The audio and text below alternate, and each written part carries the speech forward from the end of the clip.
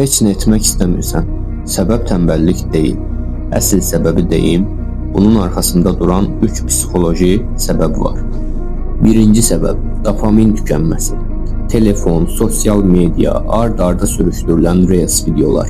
Bütün bunlar beynini o qədər yükləyir ki, adi işlər sənə çətin gəlməyə başlayır. Məsələn, kitab oxumaq, dərs, iş, hamısı darıxdırıcı görünür. Sən hamısını o izlədiyin qısa reels videoları kimi qısa müddətdə etmək istəyirsən.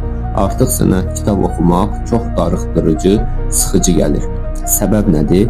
Beyin artıq yüksək dopaminə öyrəşib sadə işlərdən həzz ala bilmir.